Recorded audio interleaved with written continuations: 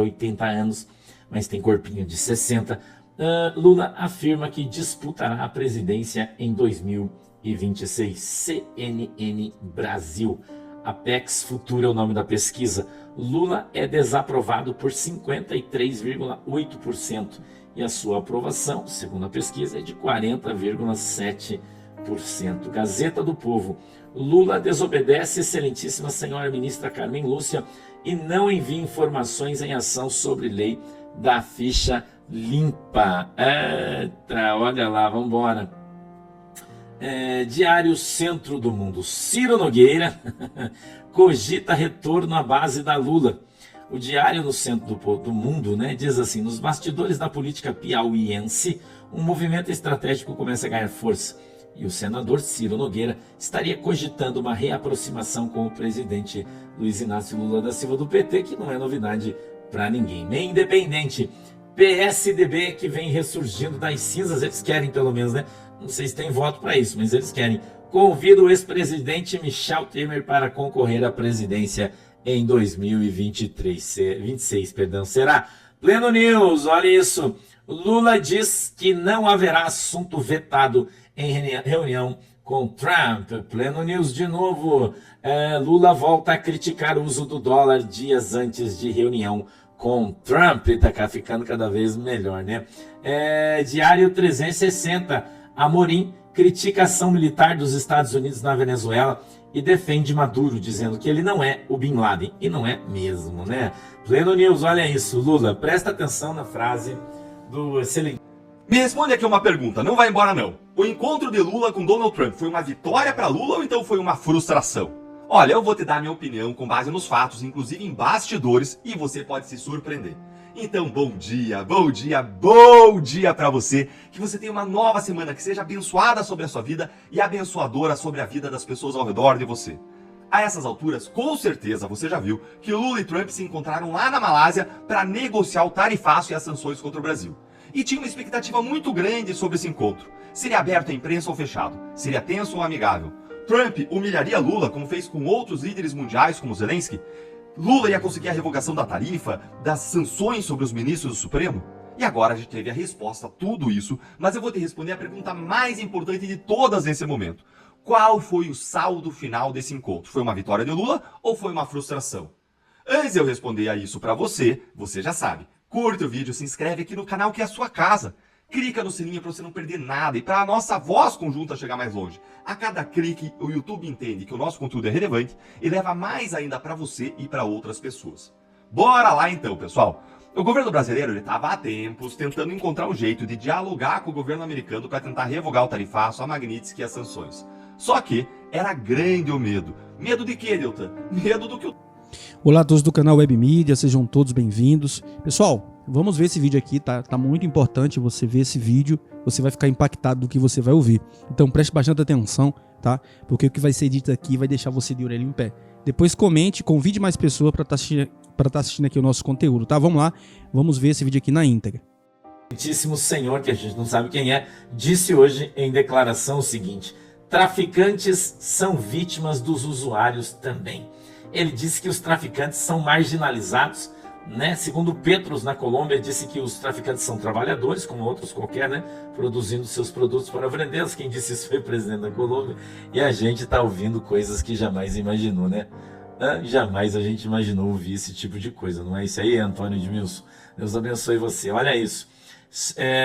Space e Liberdade. Lula diz que os narcotraficantes que estão sendo mortos pelos Estados Unidos no Caribe são vítimas dos usuários. É isso aí que você está ouvindo. Os usuários são responsáveis pelos traficantes, que são vítimas dos usuários também, né? Revista Oeste. Olha, a gente tem que rir para não chorar, né, irmão? Gustavo Petro, que é primo do Maradona, chama narcotraficantes de trabalhadores, trabalhadores do pozinho do Satanás, né? Cláudio Dantas, olha o que ele está dizendo: falta pouco para chamar o Marcola de empreendedor injustiçado. Ai, meu Deus, a gente tá rindo, mas é para não chorar, né? Pleno News, nosso querido senador Flávio Bolsonaro sugere que Estados Unidos ataquem também barcos com drogas no Rio. Sério, não sei não, hein? Não fica falando, senador, que vai que começa a acontecer, vamos dizer que foi a tua boca, né? Metrópolis, Paulo Capelli. Ministro Lewandowski explica por que é contra classificar PCC como terrorista. Eu trouxe a matéria, eu vou ler para você. Ministro da Justiça e Segurança Pública, Ricardo Lewandowski, explicou por que não concorda com o projeto em tramitação na Câmara dos Deputados que equipara facções criminosas como PCC e Comando Vermelho a organizações terroristas. Segundo o ministro, a legislação atual diferencia facções criminosas de grupos terroristas. Ele afirma que o governo não tem interesse em confundir os dois conceitos. Grupos terroristas são aqueles que causam perturbação social, política grave e têm uma inclinação ideológica. Isso não acontece com as organizações criminosas, que são relativamente fáceis de se identificar, porque praticam crimes que não estão capitulados no Código Penal e na legislação extravagante. Grupos terroristas são organizações de outra natureza e não temos nenhuma intenção de confundir os dois conceitos, afirmou Lewandowski. Nesta quarta-feira, o ministro apresentou o projeto Antifacção, iniciativa que endurece penas para organizações criminosas. O projeto foi encaminhado ao governo por meio da Casa Civil. Obrigado, Jandira.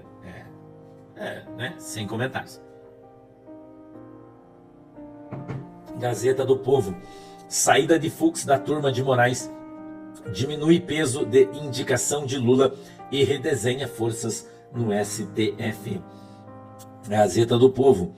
Fux quer terminar de julgar suposto golpe antes de mudar de turma. Jovem Pan News. Fux vota para anular ação penal de réus do núcleo 4 da trama golpista. Hoje está só o ministro aí, né? Solitário hoje, ministro, nas notícias. Dá o senhor hoje, hein? Conexão Política. Após 4 anos, TSE arquiva inquérito contra Bolsonaro por ataque às urnas eletrônicas. Gazeta do Povo. Os tiranos que governam o Brasil jamais esperariam encontrar o homem procurado por Diógenes há 2.400 anos. Mas o fato é que hoje eles o conhecem. E esse homem se tornou um grande problema. Seu nome é Felipe Martins. Deixa eu contar um negócio para você aí. Estão falando que dois irmãos gêmeos foram presos ontem nos Estados Unidos pelo FBI, que trabalhavam no BPO, e foram os caras que inseriram aí as documentações falsas do Felipe Martins nos computadores americanos. E saiu uma notícia ontem, eu estou te dando aqui, você não vai escutar isso em nenhum outro lugar. São dois irmãos, são gêmeos, né? São cidadãos americanos, o que o valha, né? Provavelmente trabalhavam no Estado americano. E eles têm um grande amigo, irmão, mas um grande amigo, que dizem que é um youtuber famoso aí, de pequena estatura. Diz que são parça, unha e carne aí, né? E que dizem, né? Parece que vai surpreender muita gente aí quando for divulgado quem é que estava com eles nesse negócio aí. Estão falando, né? Parece que eu, né? Não posso, mas tô te contando aí. Recebi essa notícia ontem lá dos Estados Unidos, que os caras foram presos ontem e que tomava chopp, batia, né, conversa, saía, broderagem e tal, com um camarada que você conhece muito bem aí, que vai mostrar sua verdadeira face em breve, né? Em breve, irmão. Vista Pátria. PL retoma pressão por anistia após trégua com o presidente da Câmara. Irmão. Gazeta do Povo. Senado libera 5 bilhões para Forças Armadas fora do arcabouço. Veja como os senadores votaram. Isso aí não estava previsto. Não é para o orçamento do Exército, é para um gasto extra que ninguém sabe bem o que é. Por que estão precisando de tanto dinheiro tão rápido, né? Não sei aí, né, irmão? A gente sabe, mas não vai falar, né? Vamos lá, né? Revista Oeste. Comissão do Senado diz que recebeu uma grana ainda para fazer isso. O cara de pequena estatura, né? Política. Comissão do Senado equipara ódio a mulheres a crime de racismo. Metrópolis. Fumando maconha, Bove aponta a arma para Cíntia como brincadeira, diz o Ministério Público de São Paulo. Eu trouxe aqui para você uma reportagem sobre a Cíntia, que todo mundo conhece, influenciadora, perdeu um pouco de moral ultimamente com os bolsonaristas e tal, porque ela ficou muito brava com o que aconteceu com o marido dela, que era esse cara aí que é deputado, né, do PL, e tá dando uma grande confusão e tal, mas vou trazer a reportagem para você. Eu acho que é importante para as mulheres, né? até onde elas vão, né? Porque gostam dos homens, né? Até onde elas irão, né? Isso quem está falando aqui é o Ministério Público, que eu estou lendo, né? E está no jornal, então eu vou ler para você, ó. O deputado estadual Lucas Bove, PL, tinha o hábito de fumar maconha e manusear a própria arma de fogo, apontando como brincadeira para a então esposa, a influenciadora Cíntia Chagas, diz a denúncia do Ministério Público de São Paulo, oferecida à Justiça nessa quinta. A promotoria classificou o ato como uma intimidação ostensiva. Em uma ocasião específica, em julho de 2024, Bove teria fumado maconha e apertado o mamilo de Cíntia enquanto ela estava na presença de uma amiga dela, o que ele fazia frequentemente, de acordo com a denúncia obtida pelo Metrópolis. O parlamentar chegou a passar a mão debaixo da roupa da então esposa naquele episódio, dizendo para outra mulher presente, abre aspas, olha o que eu faço com sua amiga, fecha aspas. A situação teria deixado as duas constrangidas. E aí, no caso, teria uma testemunha, né? O MPSP, Ministério Público de São Paulo, denunciou Bove, não sei, né, por violência psicológica, perseguição, ameaça e lesão corporal, e pediu a prisão preventiva do parlamentar. Cíntia o acusou de agressão pela primeira vez em setembro do ano passado, durante a separação do casal. Na época, ela registrou um boletim de ocorrência e entrou com um pedido de medida protetiva que foi acatado pela Justiça, mas desde então, Bove ficou proibido de manter contato, se aproximar e frequentar lugares em que a esposa esteja. Na época, ela registrou um boletim de ocorrência e entrou com um pedido de medida protetiva, que foi acatado pela Justiça. Desde então, Bove ficou proibido de manter contato, se aproximar e frequentar lugares em que a ex-esposa esteja ou estivesse. No entanto, o parlamentar teria um padrão reiterado, e está entre aspas aqui, de desrespeitar a medida protetiva, ou seja, o cara não obedece, né, e continua correndo atrás, né? Como destacou a promotora Fernanda Raspantini Pellegrino na denúncia. Abre aspas de novo. Há aproximadamente um ano, o denunciado vem ignorando as determinações do sistema de justiça, já que o intimou e o advertiu pessoalmente por meio de seus advogados constituídos, de modo que o autor possui a devida ciência acerca da necessidade de respeitar as medidas protetivas. Porém, ele não o faz por acreditar que não será responsabilizado pelas consequências de seus atos, tendo em vista que age como se não houvesse decisão judicial a cumprir, afirmou a promotoria. Tá? Eu queria falar para você assim, ó, gente, eu acho que é fácil julgar as pessoas sem você conhecê-las adequadamente. E eu, como pastor, eu posso falar isso para você porque, né, eu tenho milhares de ovelhas, milhares. E eu enfrento bastante esse tipo de problema, né? A gente trata bastante como pastor desse tipo de relacionamento errado, de coisa errada, né? O Trump poderia fazer um encontro presencial, porque ele já tinha sido muito duro com outros chefes de Estado que ele entendia que não estavam fazendo um bom trabalho. E olha, eles entendem que o Brasil está atrapalhando bastante. Sobre Venezuela, sobre conflito com Hamas lá em Israel, sobre guerra da Ucrânia, sobre moeda dos BRICS e por aí vai. E aí o Trump já tinha criticado e muito o Brasil. Por isso, o receio era que Lula também pudesse ser humilhado. Tanto que saiu essa matéria aí, ó. Aqui, ó, do dia 30 de setembro. Olha o receio deles. Celso Amorim sobre Lula. Encontrar Trump jamais se deixará humilhar. Lula jamais se deixará humilhar. E esse receio, ele não se confirmou ontem. O resultado foi aquele que a gente já conhece, que foi noticiado aí pela Embaixada dos Estados Unidos no Brasil. Trump e Lula se reuniram com seus principais assessores, sem humilhações. E o Trump falou bastante com a imprensa, disse que era uma honra se encontrar com Lula. E aí é preciso a gente lembrar que todo o discurso do Trump é feito de modo aí protocolar. Não tem como a gente dizer o que realmente pensa o presidente americano sobre o presidente brasileiro, porque o Trump falou ali como chefe de Estado. E ele esconde as suas cartas na mesa de negociação. Isso é o que está no livro dele de negociação. Mas tem alguns detalhes importantes e bastidores sobre tudo o que aconteceu ontem, que eu vou trazer para você agora e que nos permite ver, como um buraquinho ali de fechadura, o que realmente está acontecendo e formar nossa opinião. Primeiro, gente, foi realmente uma surpresa o encontro ter acontecido. Por que, Deltan? Porque ele não estava nem na agenda oficial do Trump e também, além disso, tinha uma pedra no meio do caminho de Lula. Uma pedra. E essa pedra tem nome e tem sobrenome. Um obstáculo difícil de ser superado. E o nome é Marco e o sobrenome é Rubio. Marco Rubio, ele participou do encontro. O Rubio é o integrante do governo americano mais reticente a Lula. Mas Trump não deu grande destaque ao Rubio nessa reunião. Para vocês entenderem a dificuldade dessa negociação, dá uma olhadinha aqui comigo no que o Rubio falou antes do encontro. Palavras dele, aspas aqui, tiradas da CNN. Obviamente temos alguns problemas com o Brasil, particularmente com a forma como eles têm tratado alguns de seus juízes, com o setor digital nos Estados Unidos, com os indivíduos localizados nos Estados Unidos por meio de testagens das redes sociais que estão sendo aí censurados, perseguidos, disse Rubio.